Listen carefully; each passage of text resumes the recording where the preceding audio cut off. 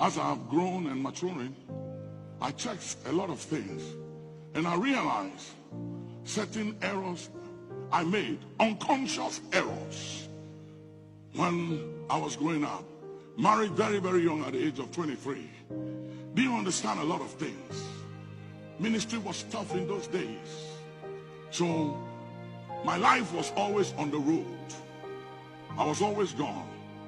I was telling them about Bishop Ben. I used to go 6 weeks, sometimes 8 weeks, to North America, South America, Asia. Travel for days to be able to make ends meet, to provide and take care of the family, because the church couldn't take care of me. And I learned very early not to depend on tithes and offering and depend on people, because that will wound you. I had one experience and I said, no more. I'm not depending on anybody but God. And I realized when I look back and I look at the lives of my kids, I realize that there is a vacuum that has been created that is going to take a lot of grace and wisdom to bridge that gap. And this was what created the vacuum. I was never there. I provided. I paid their school fees. I made sure they had everything they needed, but I was never there. And I'll go. And even when I come, most times I'm tired, so I have to sleep. And by the time I'm up in the morning, they've left for school. Because I wake up and pray at midnight and go back to sleep. So by the time I'm up, they've left for school. By the time they come back, I'm in the office. When I come back from the office, they are asleep. When they wake up, I'm asleep. And it went on for many years. And I realized just recently by revelation that I was an absentee father.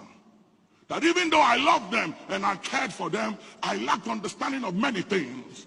That is not just provision and providing, but you need to have that emotional connection. And it wasn't there.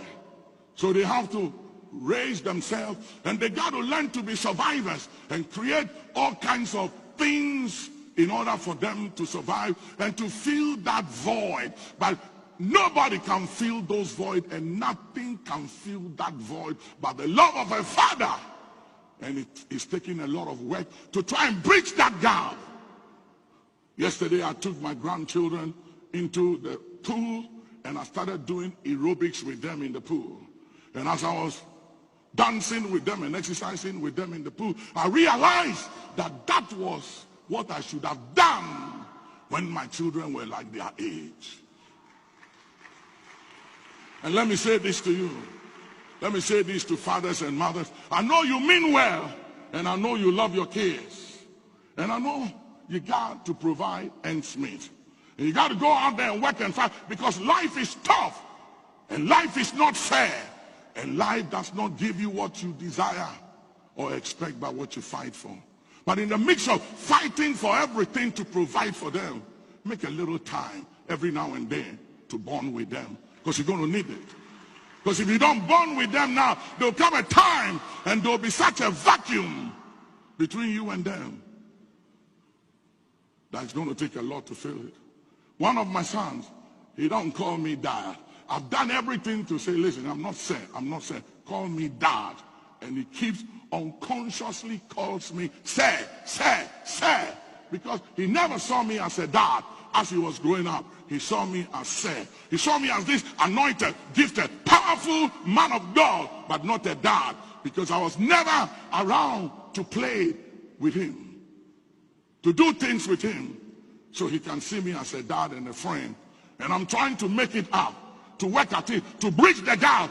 And he takes everything you can take, you can think of. He takes every grace. He takes every humility. He takes all your humanity.